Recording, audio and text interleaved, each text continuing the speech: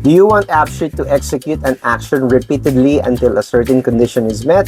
If you are familiar with JavaScript, this is similar to a for loop or a forEach loop. But how do we simulate that in AppSheet? Well, it is quite possible in AppSheet, and in AppSheet we actually call this as looping, and it is simple as creating 3 actions. And that's what we're going to discuss right here. But before we begin, I would like to make a shout out to user MartinJerry6997, and this is one of the comments in one of our past videos, and his question is actually based on the selection on the subcategory months that we have here. He wants to create multiple rows in G Sheets for each of the value in the EnumList. So that means once we selected multiple months in an EnumList, he wants to create a row for each of the months that was selected in that EnumList.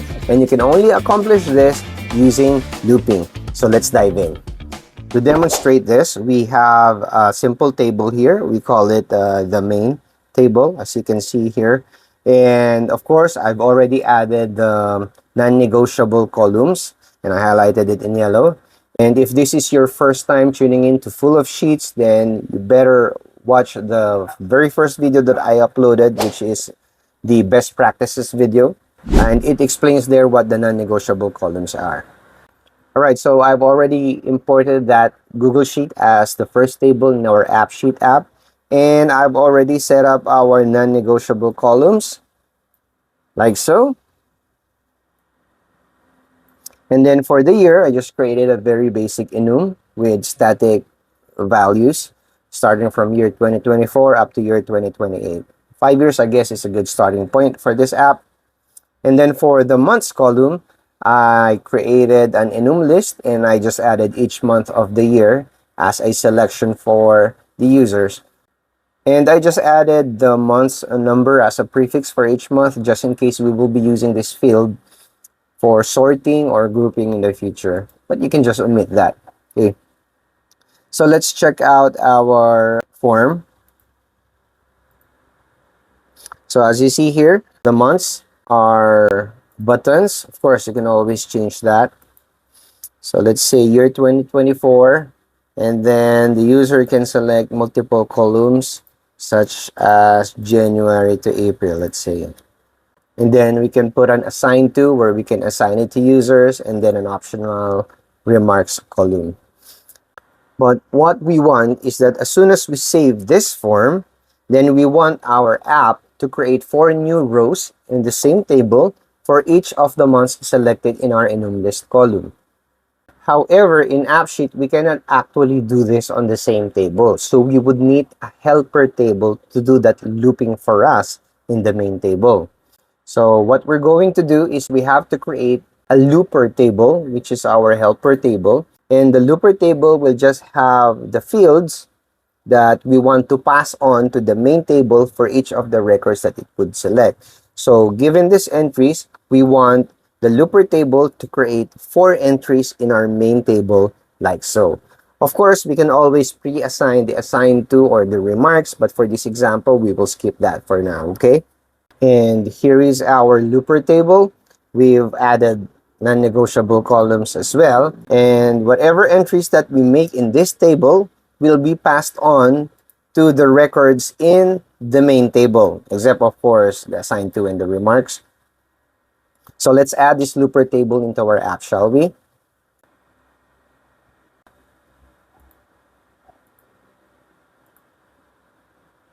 Okay, so we've added the looper table already. We'll just set up the non-negotiable columns similar to how we did it in our main table. Okay, give me a sec. Okay, there we go. Now we're just going to edit our year and months column. It's going to be an enum. And this one's going to be an EnumList. Now I'll just have to add our years as well, from 2024 to 2028. There you go. And then just put it as a text, and our input mode is auto, although I can control it. I'll make it buttons for now, right? And then for the months, it's going to be an EnumList. Let me just add each of the months of the year. There you go. And then, of course, it's going to be a text-based type. You want to make it a drop-down, and the separator would be a comma and a space. There you go. Let's save it. There you go. And of course, we need to create a view for our looper table. So let's go to views and add a primary navigation. And we'll call it the looper view. It's going to be for the table looper. It's going to be a deck like so. Okay, save it. So let's check our form. And as we can see, the looper table is exactly like our main table. But this looper table will now be triggering the loop action to create a record for each of the months that we will be selecting here in our EnumList into our main table. So that means, let's go back to our main table. And the months that we have here is no longer going to be an EnumList. It's going to be just a plain enum column. That means it can only accept one entry, right? So in our main table, this should be a drop down. All right. Okay, let's just save this for now. Okay, so the next thing we have to do is we need to establish a connection between the two tables. That means we're going to link the looper table with our main table. And in order for us to do that, we would need to add a column in our main table, which would be a reference to the looper table using the looper ID. So that means each of the records in the main table would correspond to a specific record in a looper table. And by establishing a link between the two tables using a ref, essentially the looper table would become a parent table and the main table will now become its child table. And if you would notice, every time we create a connection between two tables using references, AppSheet would actually automatically create a virtual column in the parent table using the ref rows expression pointing to the name of the child table and specifying the column that was used in the reference. So in this case, it's ref rows pointing to the main table linked by the looper ID column. So in essence, this virtual column would actually return to us a list of rows. And remember that in AppSheet, each row is identified by its key. Therefore, the related mains column would return to us a list of all the main IDs from the main table. So let's see that in action. Let's go back to our Google Sheet. And then we need to add a looper ID here, and this would be a reference to the looper table, right? And our looper table would actually, oh, I made a mistake here because I just copy pasted. This should be identified by a looper ID. Sorry about that. Okay, so here's our looper table, and then here is our main table, and we just added a reference column that will point to the looper ID from the looper table. Got that? Let's go back to our app and regenerate schema.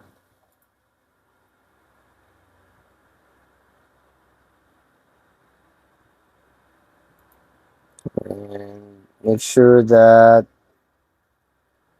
our looper table also reflects the looper ID that we just renamed. Okay, perfect. Okay, so as we said, in our main table, we need to make the looper ID as a reference to our looper table. There you go. This could be a drop down like so. And let's save it. Okay, and as I've mentioned earlier, if we go back to our looper table, which is now our parent table, right? It now created the related mains virtual column, pointing to the main table, specifying that the link is using the looper ID. So all's good. So what will happen here is that our user selects a year, And then from that year, the user would select, one or more months. And once we save it, then we actually want AppSheet to create an entry in the main table for each of the months that are selected in our months EnumList in our parent table. And now we're ready to start our 3 steps looping. The first step is to create an action, and the action would be adding a record to the main table.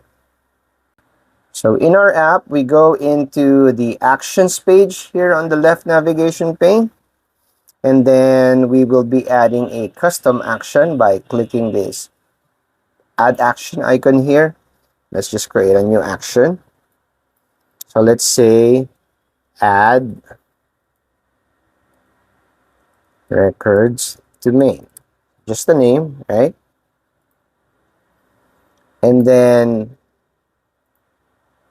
this action would be available in our parent table, which is the looper table. And the action we want it to do is to add a new row to another table using values from this row. There you go. And we want it to add a record to the child table, which is the main table.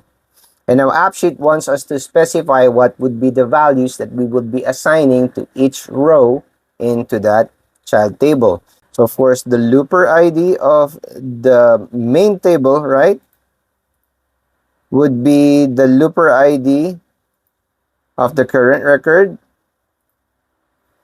And then the main ID, we can skip that because we've added an initial value as a unique ID for that. So AppSheet takes care of that for us. So we want to copy the year that was selected in our parent table. There we go. And then the date added will be here. And then the added by would also be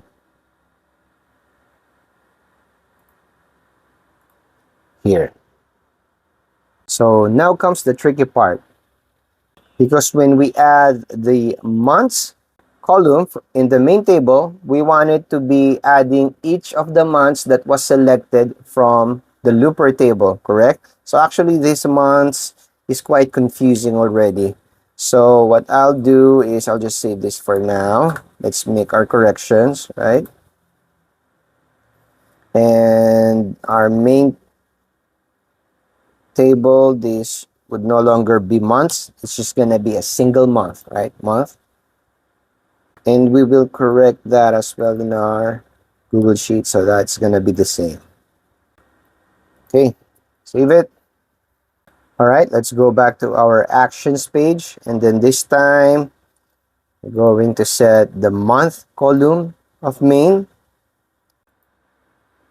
to each of the months selected in our looper table's months column. So how do we do that? We need to iterate through each of the months that are selected in our EnumList column, right?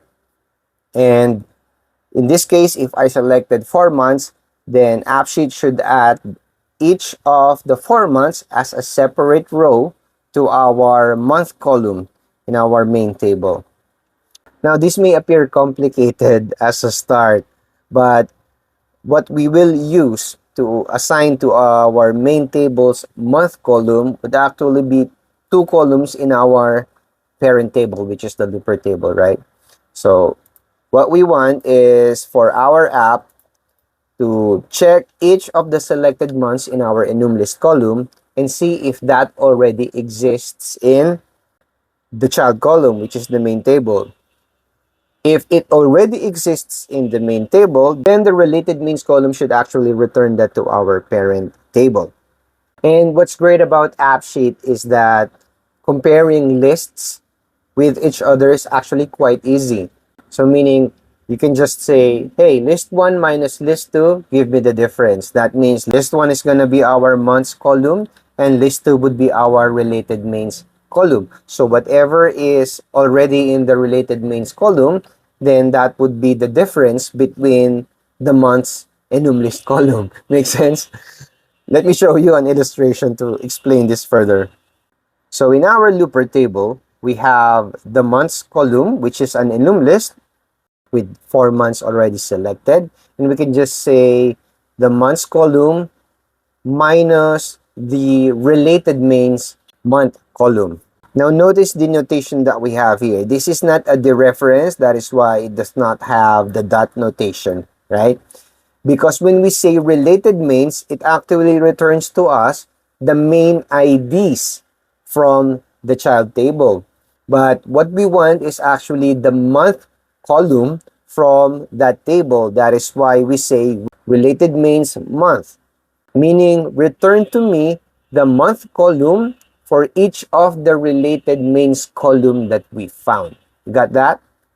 So list 1 minus list 2, which is currently empty because we have not actually created that record in our main table yet, equals January, February, March, and April. Because again, the related mains is still empty for now.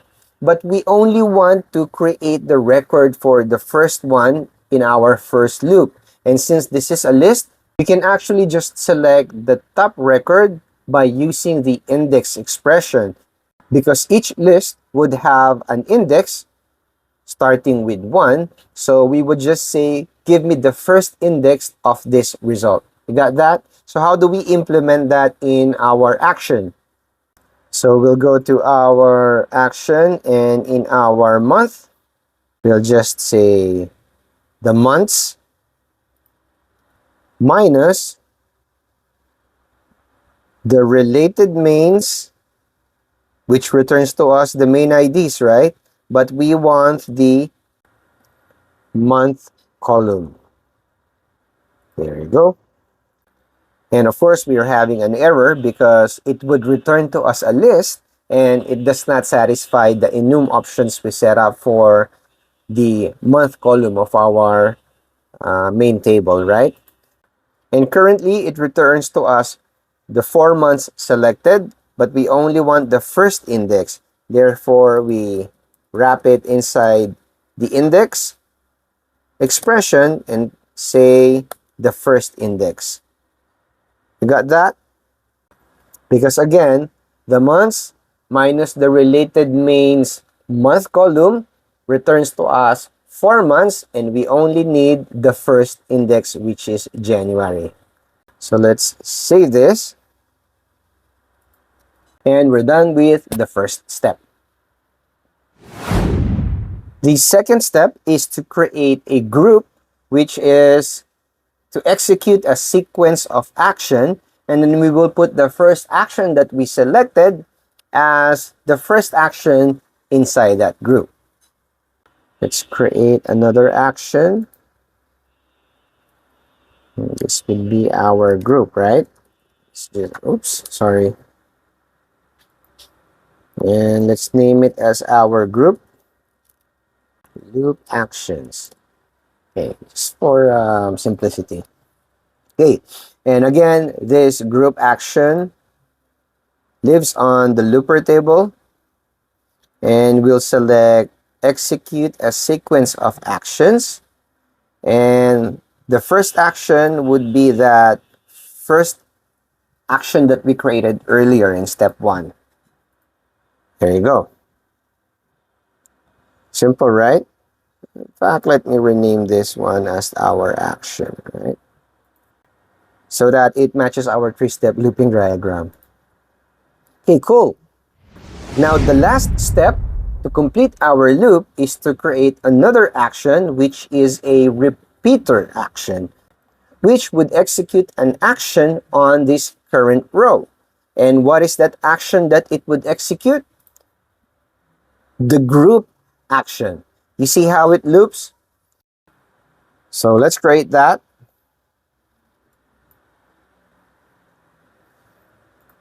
This is our repeat, right? Repeat. Run the group action again. Right? And this repeater still lives in the looper table. And we will select execute an action on a set of rows. And that set of rows would be in the same table, right? Looper table, because we want to execute this action in the current row. So we can just say looper table and this row, because we want to execute an action on this row. But then, of course, each row is actually identified by a key. So it's no different as just saying looper ID. It does the same. Executes an action on this row, which is identified by a looper ID. But just a habit that I had developed. So I want to execute it on the current row. There you go. And we'll save it. And finally, the action that we want it to execute on the current row is the group action, which completes our loop. Correct? Save it for now. And let me explain to you what's gonna happen, right? In our first iteration, once the action is triggered, then it creates the first row in our child table. In this case, it's gonna be January. And then it loops around and creates that action again, but the second action would no longer have the January. Why? Because on the second loop, January should have already been created by the first loop. Therefore, the months minus the related mains month collection would equals to only February, March, April. And since our expression only gets the first index, then it would create a record for February. And then it would loop again. And this time, the result would be just March, April. Again, we'll take March using index 1, right? And then we'll loop again. And this time, the result would be just April. And then, of course, we'll get the index 1 as well. And then it's going to create that record until the result would be 0. And then the loop will stop. Now, I believe it should automatically stop the loop because there are no more records to create. But we can't be so sure because we don't want our app to go into an infinite loop, freezing the app for our users. So we need to tell AppSheet when to stop. So that's what we're going to do now. So in our repeater, we want our repeater to stop if the difference between the months and the related mains month is already blank, right? So we'll go to the behavior of the repeat action that says only if this condition is true, meaning the months column minus the related mains month column is blank. Is not blank, right? So, but AppSheet doesn't operate this way. So what we do is actually wrap this in an is not blank expression, right? So there it is. If it's not blank. You got that? Okay, so that means the repeat action would only execute if the difference between the EnumList and the virtual column list is not blank. Got that? So that should take care of it. But as a habit I've developed, I'm not sure if this is actually required. I tend to put it all in all the conditions in our loop actions, right? Wouldn't hurt to be sure. So let's save it. So we just go back to our group action because currently it still only has the first action. So we need to add the second sequence, which is the repeater, matching what we have in our 3 steps loop. Got that? So the only thing we need to do now is to program this group action to run after we create a record in our looper table. So that means we do not actually need the actual buttons for each of these actions that we created to appear anywhere in our app. So let me just hide all of them by going to the position of each of these actions. Hide. Okay. So how do we program this group action to run every time we create a record in our looper table. So we have two ways to do that. One is we can actually create an automation bot and configure the event to trigger, let's say, when a new record is added, right? So we will trigger it on the looper table for all new adds, right? And then the process would be to actually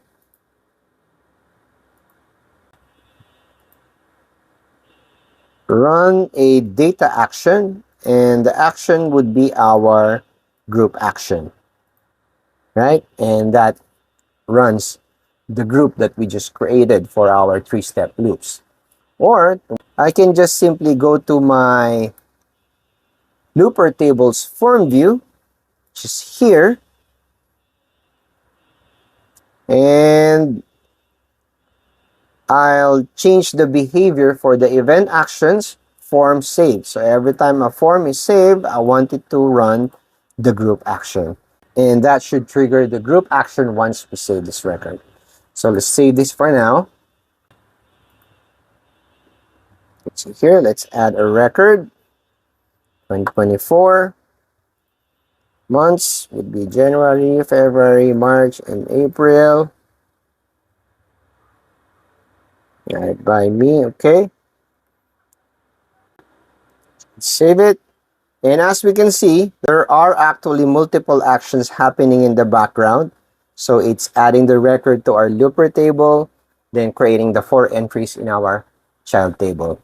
So if we check on the detail view of this record we just created, we can see that the related mains subtable, which is the child table of our reference, has already created the 4 entries. So all we have to do now is check our Google Sheet. So as you can see, each of the months that we created were added as an individual row, and all of them are grouped by that looper ID that we have. The only thing that you have to do next is, make some cleanup as to the columns that you want to appear in your forms. So maybe another step that you can do is after the 4 records were added, then you want to delete the parent record that you created. So it's up to you. But basically, that's how easy it is to create looping in AppSheet. Not so easy, but if you get the hang of it, it would be easy moving forward. So you can use this in a lot of use cases. So instead of having months and then adding it as a record for the sub table, it could be products, where you select the products and then it creates a record of each of the products in the sub table. It could be a project, and then you add multiple members of the project, and then it creates a record of that project for each user that you selected in the dropdown. There are many use cases. They all work the same. All you have to remember is the 3-step loop. Step 1 is to create an action to add a record to another table using values from this row. And then step 2 is to create a group and put the first action as the first sequence on that group. And the third action is the repeater, which triggers the group action as well. And make sure that we put a behavior on each of these where the difference between the EnumList and the related table would not be blank, so that it would not be caught into an infinite loop. So that's it. Once again, this is your AppSheet Pinoy expert JP, and I hope to see you in the next video, because you and me and all of us, we're all full of sheets. See ya.